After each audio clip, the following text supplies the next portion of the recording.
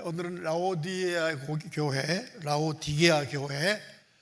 이 교회는 특징이 있습니다. 뭐냐 하면 한 번도 어떤 그 박해를 받은 일이 없습니다. 그리고 또 이제 그 라오디게아 지방이 금융업이 발전하는 그러한 곳이고요.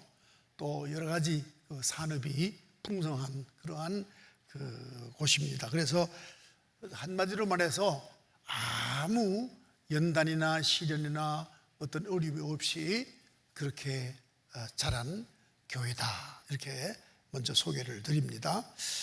물론 뭐 그 당시에 제우스 신이 있다 뭐 이런 거는 다 흔히 있는 일이기 때문에 그건 그 교회에 큰 문제가 없는 그런 교회였다 하는 것을 먼저 이제 그 말씀을 드리는 이유는, 그러하기 때문에 교회가 어떤 뜨거움이 없다는 거예요. 뜨거움이 없다. 뜨겁다 하는 말은 열심이 없다 그 뜻이거든요. 열심이 없는 교회다, 이렇게 일단 볼 수가 있습니다. 또 이제 그 일곱 교회에 그 예수님을 소개하는 게 다양하게 그 요한이 소개합니다. 그런데 그 요한이 소개하는데 자기 어떤 생각으로 소개하는 게 아니고 환상 보는 대로 소개합니다. 그러니까 라오디게아 교회에게 보내는 편지를 쓸 때 환상은 예수님이 이제 아멘 그리스도다, 그리스도 아멘이다, 이제 이러한 그 환상을 보았든지 들었든지 한 것 같습니다. 그래서 그리스도 아멘, 또 충성되고 참된 정인, 또 하나님의 창조의 근본이신 분으로 일단 소개를 하고 있습니다. 예수님은 이런 분이다. 첫째, 예수님은 창조 때부터 계셔서 창조하신 하나님이시다, 예수님이. 또 하나는 참된 정인이다. 이 정인은 복음을 증거한 정인. 당연하죠. 복음을 이루신 분이기 때문에 참된 정인일 수밖에 없습니다. 그 다음에 아멘 하는 말은 여러분 다 아다시피 제가 설명을 그 아래 해 두었습니다. 진실한, 확실한, 견고한, 이러한 그 의미의 그 글이지만은 예수는 진리이시다, 그러한 그 뜻을 가지고 있습니다. 이제 14절, 여러분 성경 펼쳐놓고 보시면 14절, 라오디게아 교회의 사자에게 편지하라. 아멘이시요 충성되고 참된 정인이시요 하나님의 창조의 근본이시니가 말씀하신다, 또 이렇게 적고요. 내가 내 행위를 안다. 우리는 항상 하나님 앞에서 산다는 것을 잊지 마십시오. 우리가 살아가는 삶이 나 혼자 있다라든지, 혹은 나는 사람과 더불어 있다든지, 어떤 물질들 사이에 있다든지, 그렇게 우리의 눈으로는 그렇게 보이고 또 그렇게 알고 있지만, 보이지 않는 분이 우리의 가장 가까이 계신다. 바로 하나님께서 우리에게 가까이 계셔서 우리의 생각과 우리의 말과 우리의 행위를 다 보시는 분이시고 아시는 분이시다. 가끔 이런 질문을 합니다. 생각하는 것도 죄입니까? 어떤 범죄적 행위를 하지 아니하고 생각만 해도 죄입니까? 이렇게 묻는 분이 많이 있는데, 예수님이 답을 하셨어요. 너희가 음행을 하지 않는다 하더라도 이제 음행을 생각하는 것이 바로 죄다, 이렇게 말씀하셨고, 또 이제 살인을 하지 않았는데도 너희가 미워하는 그 자체가 살인하는 죄와 같다, 이렇게 말씀하셨으니까 생각하는 것도 죄단 말이에요. 그러니까 왜 이렇게 우리 하나님께서는 우리에게 생각조차도 정죄하시는가? 그 이유는 모든 우리의 영성과 우리의 그 정신과 그리고 우리의 육체적 모든 전인격적 용서를 하시기 위해서 예수님은 이렇게 깊이 말씀하는 겁니다. 이미 주님은 이 땅에 오셔서 우리의 죄를 속하기 위해서 십자가에서 죽으실 뜻을 세우셨기 때문에 모두 깨끗하게 씻기워 주시려고 하는 뜻에서 우리를 멸망시키려고 정죄하는 것이 아니라 용서하시기 위해서 이제 용서를 전제한 정죄이기 때문에 우리의 생각하는 것도 죄다, 그러니까 이제 가라지라는 비유로 이제 말씀을 하시죠. 가라지. 그러니까 이 가라지는 누가 밭에 뿌린 자가 아무도 없어요. 그런데 추수 때가 되면은 이 벼보다도 가라지가 훨씬 더 키가 크게 자라죠. 그리고 또 실하게 자랍니다. 가라지는 이 벼보다 더 잘 자라죠. 그런데 이것을 뭘로 하느냐 하면 우리의 마음밭에, 심전, 마음밭에 뿌려지는 사단이 주는 생각, 악한 생각, 이러한 것을 우리 주님께서는 말씀하셨던 거죠. 그래서 우리의 생각도 아시고 우리의 말도 아시고 우리의 행위도 아시는 분이 하나님이시다. 그래서 내가 내 행위를 아노니 내가 차지도 아니하고 뜨겁지도 아니하도다. 내가 차든지 뜨겁든지 하기를 원하노라 그랬습니다. 여러분, 대체로 훌륭한 사람들, 이렇게 위인들 혹은 또 한 사회 역사적인 획을 그은 사람들 보면 삶이 적극적입니다. 적극적입니다. 근데 그 적극적인 그 동기부여가 어디서 받느냐? 그의 사는 삶에 여러 가지 환경이 아주 열악합니다. 그래서 환경으로부터 많은 동기부여를 받습니다. 그래서 적극적인 사람들이 되죠. 근데 너무나도 환경이 아주 좋고 그리고 환경이 너무 이렇게 평안하고 안정되어 있으면은 그가 어떤 일에 적극적이지 않습니다. 왜? 애쓸 이유가 없잖아요. 모든 다 여건이 돼 있고 또 모든 이룰 수 있는 모든 조건이 합당하니까 결국은 적극적이지 않죠. 그 홍사덕 돌아가셨죠. 그분께서 그 남긴 그 책에 보면 이런 얘기 있다고 합니다. 저 신문 보고 얘기하는 거예요. 간접적으로 전하는 거예요. 그 이건희 회장 같이 고등학교를 다녔는데 생각하는 것이 전혀 보편적인 사람들하고 생각이 다르더라 하면서 무슨 얘기하는 거 하니 이제 한강을 지나면서 왜 다리를 이렇게 놨을까? 다리를 좀 더 중간 부분에는 높이 이렇게 둥그렇게 다리를 놓지 않고 왜 이렇게 놨을까? 앞으로 북한에서 많은 화물을 싣고 한강을 통과할 텐데 그때 배가 통과할 수 있도록 다리를 놓지 왜 화물선이 통하지 못하도록 다리를 놓느냐 이런 말을 하더라고 전하는 그 신문을 보았어요. 왜 그런 생각을 할까? 생활에 하나도 어림없이 잘하고 있으니까 많은 발전적 생활을 할 수 있어요. 우리가 환경이 어렵고 힘들면 현재 있는 문제 해결하는 데 급급하기 때문에 어떤 새로운 어떤 보다 더 스케일 큰 거를 상상 못하죠. 그런데 여유가 있고 안정되니까 그런 말 하더라. 이렇게 하는 말을 제가 인용하는 이유는 이 라오디게아 교회가 신앙이 뜨겁지 못한 이유가 뭔가 하면 안정되어 있으니까 그들은 현재 자기들이 사는 삶에 만족합니다. 그러니까 육적 생활에 혹은 인격적 어떤 성숙에 그런 데만 관심이 있지 하나님께 매달려서 막 그 새로운 어떤 세계, 새로운 나라, 새로운 어떤 체계가 이루어지기를 소망하는 그런 마음이 없다는 거죠. 그러니까 로마 시대에 로마에게 박해를 많이 받는 그 그리스도인들은 여러분 요한계시록 마지막에 가서 어떤 말씀 나오죠? 오 주여 어서 오시옵소서. 새 체계가 이루어지시옵소서. 하나님이 통치하는 나라가 되시옵소서. 이렇게 강렬하게 기도하잖아요. 이제 그런데 이 사람들은 뭐 그냥 인격적 성숙, 뭐 젠틀하고 레이디하고 이렇게 살면 그것이만 신앙생활이다. 즉 신앙생활이 주로 윤리적으로 흘러서 뜨거움이 없다, 차지도 않다 이렇게 말하고 있습니다. 왜 또 차지도 않느냐 하는 그 부분이 있는데요. 환경이 좋고 안정된 삶을 살다 보면은 굳이 뭐 또 새로운 어떤 어떤 자기의 욕망이 있어서 기존 신앙 체계라든가 이런 것들과 진리에 대해서 뭐 거부하거나 또 이걸 갖다가 벗어버리고 다른 뭐 이단을 간다든가 이런 의욕도 없어요. 이 모습이 어떤 모습인가 하면 꼭 오늘 한국 교회와 같습니다.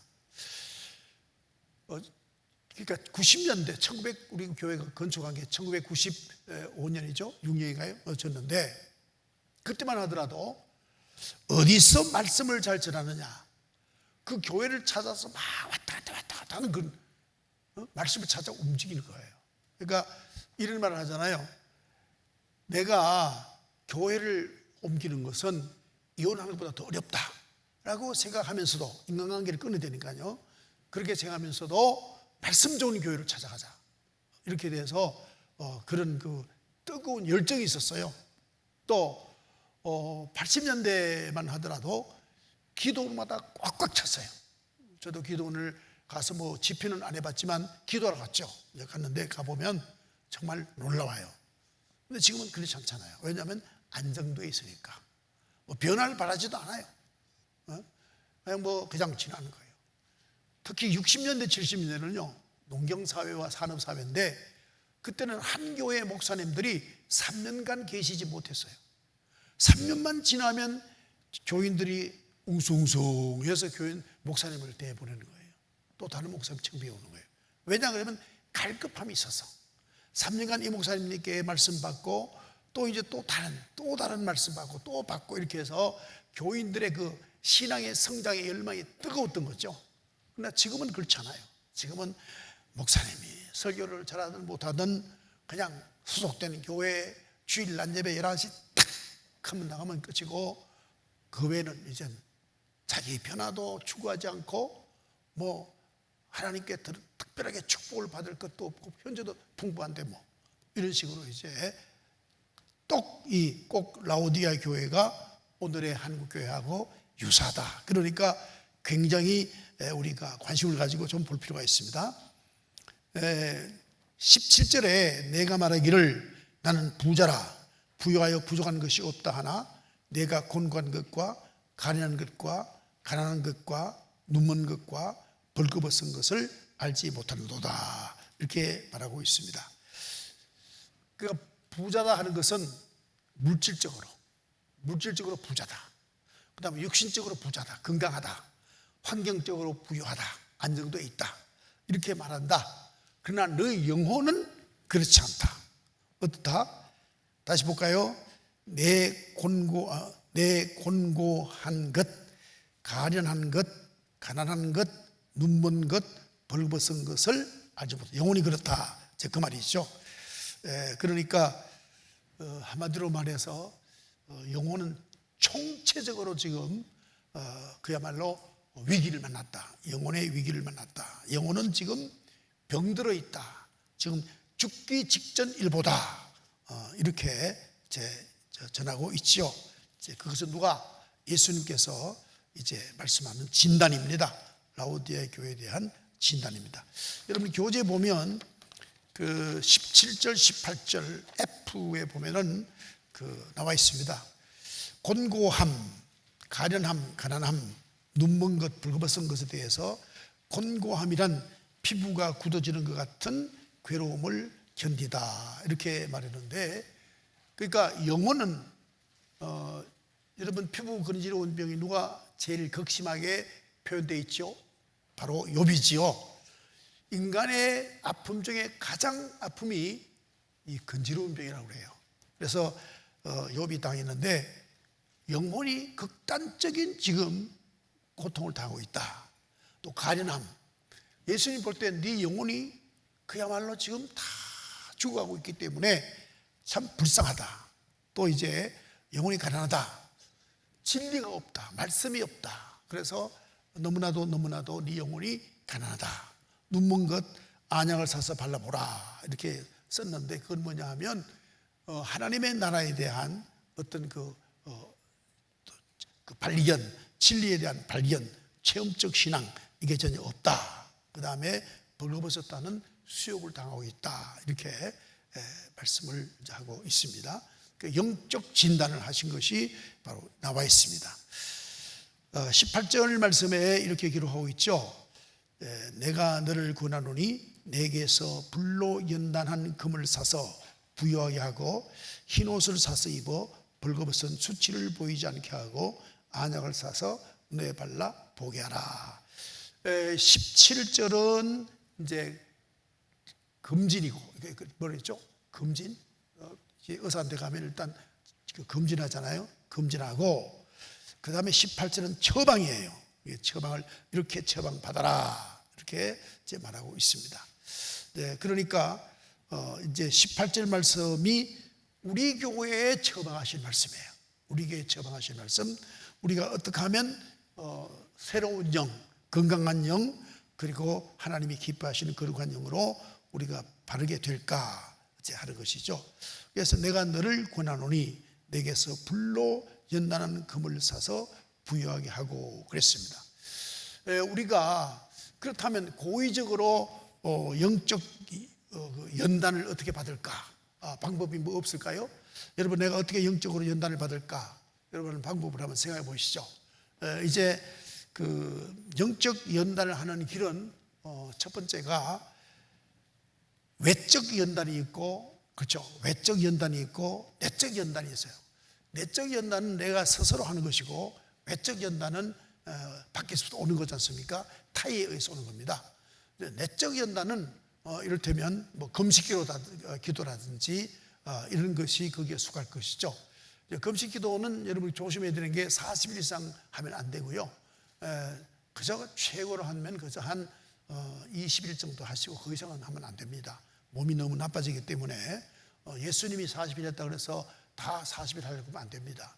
그래서 이제 그 금식기도를 한다든지 아니면은 그 선교지에 가서 우리가 참 아주 극단적으로 어려운 선교지에 가서 우리가 거기서 이제 선교 사역에 동참함으로 말미암아 그렇게 좋고요.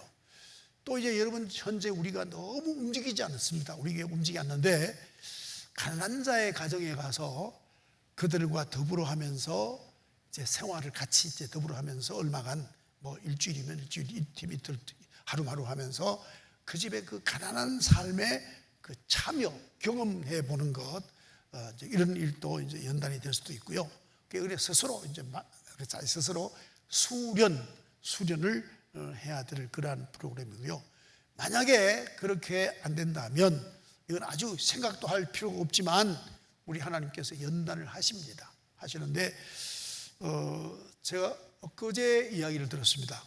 그 순복음교회 조용복 목사님께서 그 박근혜 정부 때에 10억을 정치자금을 냈다고 그래요. 그게 발각되어서 정부도 아니고 검사도 아니고 경찰도 아닌 민간인들이 와서 보름간 가둬두고 거의 죽기 직전까지 고통을 줬다 하는 이야기를 들었습니다. 그러니까 지금 오늘 사회가 이제는 뭐 법적으로 어떤 뭐 경찰이 뭐 이제 어떤 법이라는 잣대를 가지고 그리스도인을 갖다가 고통 주는 게 아니라 뭐 구금하고 또 재판하고 이런 게 아니라 그 이상한 집단이 있대요. 그 집단들이 뭐 그를 그렇게 정부 비판한다든지 이렇게 하면은 그냥 뭐라 그러죠? 그냥 잡아가는 거예요. 잡아가서 사적 사형을 하는 거예요. 이게 우리 한국 사회 버젓이라고 있다는 겁니다. 이제 그러면서 저보고도 조심해라 이런 얘기 하던데, 어쨌든 이 지금 시대가, 한국 사회가 그리스도인에게 점차 이제 그 박해의 그 어떤 그 매질이 지금 시작되어 가고 있어요. 되고 있는데 이걸 이제 알지 못하죠. 우리 교회 지금 그 우한 폐렴 때문에 여러 가지 걱정을 하고 있습니다만은 실제는 교회가 모여서 예배드려서 전염시키는 것은 다른 어떤 요인에 의한 전염보다 아주 적습니다. 그렇지만 이재명 경기도지사가 아예 교회부터 먼저 얘기하잖아요. 이런 것들이 다 어떻게 보면 박해에 속한다고 볼 수 있고요. 그 외에도 알지 못하는 여러 가지 박해가 지금 그 교회 뭐 그 기독신문에 많이 나오고 있습니다. 뭐 이런 일이 다 지날 필요는 없고요. 이제 이렇게 이제 연단이 올 거라고 생각합니다. 그 다음에 뭐냐 하면은 흰 옷을 사서 입어 벌거벗은 수치를 보이지 않게 하라 그랬습니다. 이 흰 옷을 입는다고 하는 것은 뭐 더 말할 것도 없이 회개가 있어야 되겠다는 거죠. 우리가 회개를 해서 우리가 내 모든 죄를 하나님 앞에 뜨겁게 그 회개함으로 용서함을 받아 영원히 이제 좀 뭐라 그럴까 이제 죄 없는 성결한 영혼이 되어야 되겠다 하는 것을 이제 말하고 있습니다. 그리고 또 이제 그 다음에 뭐냐 하면 이제 안약을 사서 발라라 그랬는데, 이 안약이라는 게 그때 그 당시에 아주 유명한 약수가 나오는 그러한 곳이 있었대요. 제가 교재 적어놨을 겁니다. 아마 약수가 나오는 곳이 있었는데, 거기 가서 이제 그 약수를 눈에 발라서 이제 고치라, 이런 이제 말씀을 하고 있습니다. 그래서 여러분에게 마지막 안약을 사서 발라보라 했고요. 19절, 물은 내가 사랑하는 자를 책망하여 징계하노니 그러므로 내가 열심을 내라, 회개하라 그랬습니다. 징계치 않는 자는 사생하라 그러잖아요. 하나님께서 라오디아 교회를 사랑하기 때문에 징계를 하겠다, 이렇게 말씀을 하십니다. 우리가 보통 보면 죄를 짓고 아무 징계가 없으면 하나님이 나를 사랑하시고 축복하셨는가 보다, 이렇게 생각합니다. 그런데 죄를 짓고 징계를 받아야 이게 사랑입니다. 하나님의 사랑 받는 겁니다. 죄를 짓고도 아무 징계가 없고 아무 어려움이 없으면 그것은 하나님 버리신 거예요. 이게 무관심이세요. 그러니까 우리가 죄를 짓고 거기에 대한 분명한 하나님의 징계가 있어서 내 심령이 회개하여 깨끗해지고 내 삶이 바뀌어지고, 이런 것이 더 말할 것도 없죠. 이로 말미암아 이제 우리가 더욱 하나님의 사람으로 온전해질 수 있는 길이 있다. 그러니까 징계하노니, 책망하여 징계하노니 그러므로 내가 열심을 내라 그랬습니다. 열심을 내라. 지금 저 개인의 입장에서 우리 교회뿐만 아니라 한국 교회를 이렇게 살펴보면요, 너무 물질의 만몬에 너무 지금 다 묶여 있어요. 이 만몬에 묶여 있어 가지고 이제는 한국 교회 성도들이 그 만몬에서 해방될 길이 과연 있을까? 정말 우리는 만몬에 지금 너무 많이 묶여 있어요. 그래서 이제 돈의 종노릇하는 거죠. 그래서 사실 돈 없는 걱정은 많이 하고 있지만은 내 영혼에 성령에 충만치 못한 데는 걱정은 안 하고 있거든요. 이게 그 문제입니다. 이게 문제고, 어떻게 한국 교회를 치유할까 하는 그 부분이 오늘 목회자들에게는 큰 과제로 지금 남아 있습니다. 어떻게 하면 한국 교회를 새롭게 일으킬까 하는 생각이 그야말로 꿀뚝처럼 나지만, 그게 과연 무엇일까에 대한 해답은 아직은 없습니다. 그래서 노심초사하고 있죠. 어떤 이들은 말합니다. 북한이 한국에다가 어떤 매가 되지 않을까, 하나의 징계의 도가 되지 않을까, 이렇게 말하고 있지만 북한이 그렇게 쉽게 할 수도 없습니다. 그런 이유가 웬관이 중국이 있고요, 미국이 있어서 쉽게 될 수도 없어요. 근데 문제는 우리가 이 안정된 삶, 너무나도 풍요로운 삶, 이것 때문에 우리의 영혼이 점점 약화되어 가고 있고, 지금 우리 열심히 식어가고 있고, 우리의 영혼이 점점 하나님 보시기에 말씀대로 징계받아야 마땅한 그런 상황입니다. 그러니까 여러분의 영성 문제를 좀 더 깊이 생각해야 됩니다. 왜냐하면 이 영원히 사는 거예요. 우리가 보통 이제 인간 할 때요, 인간 그럴 때 맨 처음에 핵심이 영혼이잖아요. 영혼.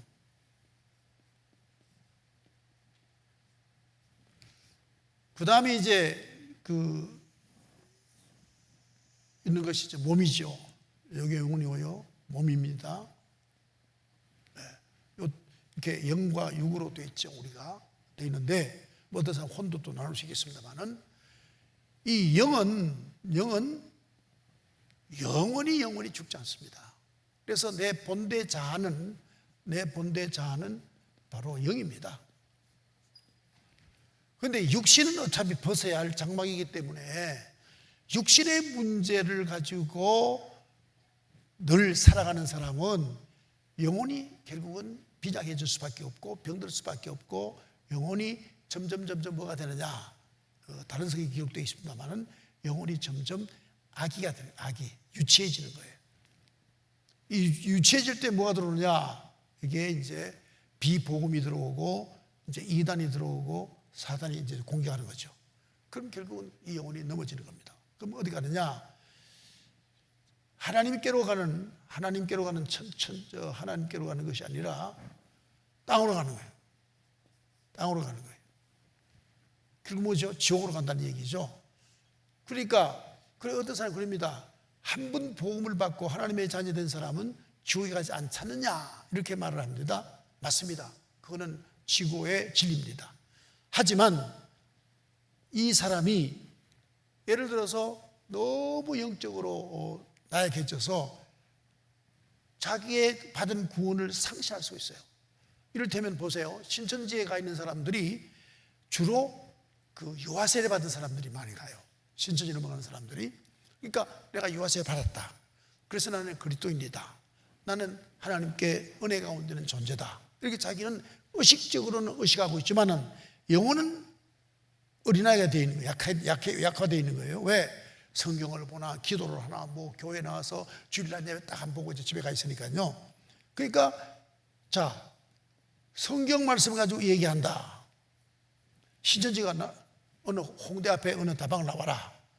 성경 말씀 가지고 얘기하자. 뭐 성경 공부하라 그러면 홀락 따라가는 거예요. 따라가서 성경 공부가 아니라 사탄행을 받습니다. 그럼 결국은 이 사람이 받은 구원을 상실할 수가 있는 거죠. 상실합니다. 그러면 지옥 가는 거예요. 예. 그래서 우리가 지금 이 영혼이 유치해진 아기 같은 영혼이 된 사람들이 미혹의 대상이 됩니다. 여러분 동물의 왕국 같은 거 보면은 사자가 막 얼룩말을 향하여 잡아먹으려 뛰어가는데 꼭 사자는요 살아있는 걸 먹고 죽은 건 안 먹지 않습니까? 근데 병든 것, 뒤에 뛰다가 힘이 없어서 뒤로 쳐지는 것, 그거 잡아먹지 막 맹렬한 그 힘이 있는 얼룩말을 잡지는 못해요. 또 새끼가 못 뛰어가잖아요. 어미 못 따라가잖아요. 그거 잡아먹잖아요. 그래서 결국은 잡아먹히는 거죠. 한 번 구원받은 자는 꼭 천국에 간다는 것은 틀림없는 지고의 진리입니다. 그러나 그가 자기 영을 바르게 잘 건강하게 관리 못하면 결국은 유혹을 받아 넘어지면은 마귀에 끌려갈 수밖에 없는 거죠. 그러니까 진리는 있으되 그 진리를 내가 견지하지 못하면 빼앗기는 거예요. 여러분께서 이 점을 왜냐하면 성경에도 많이 나와 있습니다. 사도 바울이 특히 고린도 교회에 전한 건 많습니다. 그래서 그런 사람들이 많이 있지요. 그렇기 때문에 우리가 방심하면 안 된다. 영적으로 방심하면 되지 않는다 하는 겁니다. 또 이제 제가 여러분 그 페이지 3페이지 7번 잘못해도 책망받지 못하는 성도는 주님의 사랑에서 멀어져 간다. 그게 맞겠죠? 신명기 8장 5절 너는 사람이 그 이름을 징계함 같이 그 아들을 징계함 같이 내 하나님 여호와께서 너를 징계하시는 줄을 마음에 생각하라. 징계하는 것을 감사히 여기라. 히브리서 12장 6절 주께서 그 사랑하시는 자를 징계하시고 그가 받아들이시는 아들마다 채찍질 하심이라 하였으니 그랬습니다. 그래서 우리가 징계받는 건 축복이다, 사랑이다, 감사해야 되겠죠. 우리 한국 교회도 보면 우리 교회도 보면은 이런 분이 계세요. 누가 병 걸렸다. 그 무슨 죄를 졌는가? 아니에요. 그 병 걸렸다 하는 것은 그 병을 통해서 나의 육신이나 이성을 약화시키고 영성을 높여서 하나님과 관계하게 하고 하나님께 간구하고 하나님께 의지하는 기회를 준 거죠. 그래서 하나님과 더욱 친근해지는 그런 축복의 장입니다. 그래서 병상은 바로 하나님과 친근해지는 아주 아름다운 거룩한 자리라고도 볼 수가 있겠습니다. 그 다음 이제 주님의 음성을 듣고 마음을 열고 교제하라 그랬습니다. 이제 이 아주 이 3장 계시록 3장 20절 말씀은 아주 유명한 그 말씀이십니다. 여기에 이제 인간의 구원의 책임에 관한 그 얘기가 나오는데요. 여러분 성화 중에 이런 성화 보셨죠? 예수님께 지팡이를 잡고 이렇게 문 위에는 이렇게 뭐 나무 같은 그 덩굴 그러한 그 식물이 이렇게 있고, 그 다음에 예수님이 문을 두들기고 이게 그 등불 들고 문을 두들기는 성화 보셨죠? 제가 지금 기억이 안 나는 이름을 다 외웠는데 오늘 기억이 안 나네요. 그 문을 두들깁니다. 두들기는데 그 그림에 보면 바깥에는 문고리가 없어요. 바깥에서는 그 문을 열 수가 없습니다. 주님이 바깥에 계셔서 문을 두들기고 있는데 바깥에는 그 그림에 문고리가 없어요. 그러니까 문은 안에서 열어줘야 돼요. 이건 뭘 말하냐면 우리의 심령을 주님께서 두들기십니다. 두들기시는데 내가 마음문은 열어야 주님의 음성이, 주님이 나에게 주는 복음이 내 심령 속에 들어와서 이제 뿌리를 내리는 거예요. 그래서 이제 구원은 우리가 이제 세 가지, 여러분께서 어차피 이제 계속 말씀을 받고 또 이제 신앙생활 하시며 살아야 될 분이기 때문에 이 정도 기초 신학을 가지고 있어야 됩니다. 뭐냐면 이제 구원이 전적으로 하나님의 은혜로 이루어진다 하는, 하나님의 은혜로 이루어진다, 이제 이러한 그 신학, 하나님께서 전적으로 구원을 이루신다는 신학이 있습니다. 이 신학은 우리 그 장로교 쪽으로 많이 이제 이런 걸 이제 주장하지요. 감리교에서는 이게 아닙니다. 감리교에서는 우리가 이제 하나님으로부터 복음을 받긴 하지만 우리가 노력을 해서 구원이 이루어진다, 이렇게 보는 겁니다. 감리교에서는요. 그래서 미정론입니다. 우리는 예정론이잖아요. 그러니까 하나가 있습니다. 자, 여기 중간, 하나님은 우리에게 오시고 인간은 하나님을 향하고, 이래서 이제 여기에 구원이 이루어진다 하는 것이 바로 감리교의 구원론입니다. 그래서 감리교는요, 아주 교회를 사랑하고 또 이제 하나님의 뜻에 그 합한 봉사와 헌신이 장로교보다 훨씬 많습니다. 제가 전국을 보면은 주로 감리교 선교한 지역이 강원도, 그다음에 충청도, 그다음에 서울, 이쪽이 감리교 선교지죠. 감리교가 많습니다. 만나보면은 성전을 건축했는데 잘 성전 건축한 곳은 바로 감리교예요. 장로교는 성전 건축한 게 너무나도 허술해요. 그리고 자그마하고요.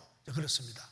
그럼 왜 그런가 하면은 자기의 공로가 구원의 요소니까요. 감리교는. 그 다음에 이렇게 주장하는 사람이 누구냐면 에밀 브루노라고 하는 신학자가 있습니다.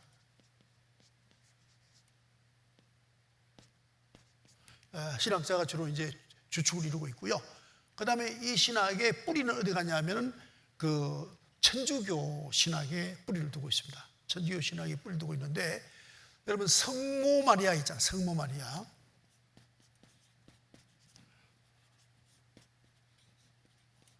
이 성모 마리아는 바로 하나님의 종, 하나님의 여종, 종이면서 또 인간 예수의 어머니예요. 그러다 보니까 이제 우리가 예수님에게 뭔가 요청하기에는 머나먼 당신이에요. 왜? 하나님이니까. 그렇기 때문에 성모 마리아에게 가서 이제 우리가 어떤 요청을 합니다. 기도를 하거나 간구합니다. 그럼 성모 마리아는 인간의 편이면서 하나님의 편이에요. 그러니까 성모 마리아가 중보자가 돼가지고 성모 마리아가 인간의 입장을 다 이해하니까 무엇이든지 받아가지고 예수, 어머니죠. 어머니가 아들에게 얘기합니다. 들어주시죠. 이러면 안 들어줄 수가 없잖아요. 그래서 이제 성모 마리아 신학이 바로 이제 이 계열에 속하는 거죠. 그래서 중보자가 성모 마리아가 되는 겁니다. 천주교는 그렇지 않습니까? 그래서 이러한 이제 구원론이 있고요. 그 다음에 땅에서 인간의 노력으로 이제 구원을 얻는다 하는 이러한 신학이 있습니다. 신학이 있는데 정통 신학에서는 거의 없습니다. 없고 주로 이단에서 이런 얘기를 많이 하고 있습니다. 그래서 이제 인간의 전적인 노력으로 이제 구원을 얻는다, 이런 그 신학이 있습니다. 했는데 제가 왜 갑자기 이 도회를 거리느냐 하면은, 우리가 장로교를 다니기 때문에 구원은 우리가 하나님의 은혜로 전적으로 구원받는다, 이렇게 장로교 신학이 가르치고 있지만, 구원에는 여러 가지가 있어요. 병 낫는 것도 구원이고, 그 다음에 또 뭐 어떤 여러 가지 어려움에서부터 해결받는 것도 구원이고 있는데, 이걸 다, 모든 구원을 다 빼고 핵심적인 구속론적으로 본다면 두 가지예요. 하나는 뭐냐 하면, 하나는 바로 생명구원이에요. 이 생명구원은 전적으로 하나님의 은혜로 구원받습니다. 전적으로. 보세요. 복음을 전하는 자가 없으면 내가 어찌 그 복음을 받으리요? 전하는 이가 없으면 어찌 복음을 받겠습니까? 그래서 일방적이면서 전적으로 하나님의 은혜로 생명구원을 받습니다. 즉 하나님의 자녀가 되기는 됩니다. 그런데 두 번째, 자녀가 되어서 하나님의 거룩하심까지, 그러니까 예수 온전하심까지 우리가 성화되는 성화의 구원이 있습니다. 성화의 구원. 성화의 구원은 나의 노력으로 이루어지는, 나의 노력으로. 장로교회는 이 구원을 둘을 나누고 감리교회는 이걸 하나로 보는 겁니다. 하나로. 그러다 보니까 생명구원도 이제 오늘 본문의 말씀 있는 그대로 너희가 마음문을 열어야 복음이 들어가잖아요. 마음문 여는 것은 자기 책임이다 하는 거죠. 이제 그렇기 때문에 감리교에서는 생명 성화익을 같이 보기 때문에 인간의 노력과 하나님의 은혜로 구원받는다, 이렇게 보는 겁니다. 그래서 장로교를 둘로 나누고 있는 거예요. 나누고 있는 거죠. 이 차이가 있다는 걸 아시고요. 이 에밀 브루너 같은 신학자는 어떤 경우냐 하면 신인동역설, 신인동역,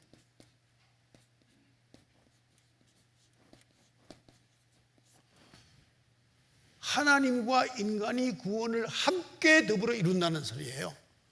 그래서 사실 에밀 브루너의 논리는 이단으로 취급을 합니다. 그래서 하나님과 인간이 동등하게 해서 동역을 합니까? 구원을 위해서 동역한다는 볼 수 없겠죠. 그러니까 이거는 이단으로 취급하고 받아들이지 않습니다. 그러나 요한 웨슬레이의 그 감리교 구원론은 다 받아들이고 정상으로 보고 있는 거죠. 그래서 인간의 노력과 정성으로 이룬다는 것은 주로 종교론입니다. 종교론적 구원론입니다. 이게 뭐냐면 불교 같은 거, 이런 것들은 다 인간이 지성을, 정성 다 노력해서 자기 구원을 이룬다, 이렇게 보는 겁니다. 그래서 이런 점을 있다는 걸 이제 아시고요. 그래서 왜 우리가 그 천주교를 이단으로 보느냐, 오늘 이제 이단, 항존지 이단 공부할 텐데 왜 천주교를 이단을 보느냐, 또 보지 않느냐 하는 그 두 가지 견해가 있습니다. 두 가지 견해는, 중보자가 우리는 예수입니다. 예수. 자, 예수님께서 참 사람이고 참 하나님이세요. 참 하나님이고 참 사람이세요. 그래서 예수님은 우리의 온전한 사람의 편도 될 수 있고 온전한 하나님 편도 될 수 있어요. 그래서 중보자가 한 분이시다. 이것이 개혁 교회, 그러니까 종교교육이잖아요. 종교교육 이후에 중보자로서는 한 분이다, 예수다, 이렇게 보는 건데, 천주교에서는 성모 마리아를 하나 더 이제 세우고 있기 때문에 이중 중보론이기 때문에 천주교는 우리와 다르다, 이단이다, 이렇게 말하는 사람들도 있습니다. 우리 교회 입장은 천주교는 이단입니다. 우리 교회 입장은. 그리고 이제 또 하나는 뭐냐고 하면, 그 천주교에서는 이 사람이 죽잖아요. 죽으면 우리는 어디 가느냐? 여러분, 지난번에 제가 설교 시간에 말씀드렸죠. 다들 잘 모르더라고요. 낙원에 가면, 낙원에. 근데 천주교는 어디 갔느냐 하면은, 믿는 사람은 낙원에 가고 믿지 않는 사람은 연옥에 갑니다. 연옥에 가 있어요. 그래서 그 후손이 연옥에 가 있는, 믿지 않는 자입니다. 연옥에 가 있는데, 그 연호에 가 있는 영혼을 위해서 망자를 위한 미사가 있습니다. 망자, 죽은 자를 위한 미사. 1년에 한 번입니다.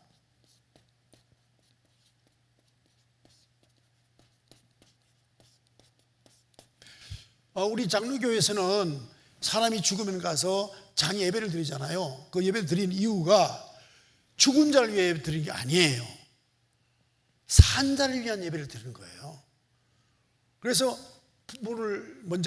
부모님 먼저 보낸 자에 대한 위로죠.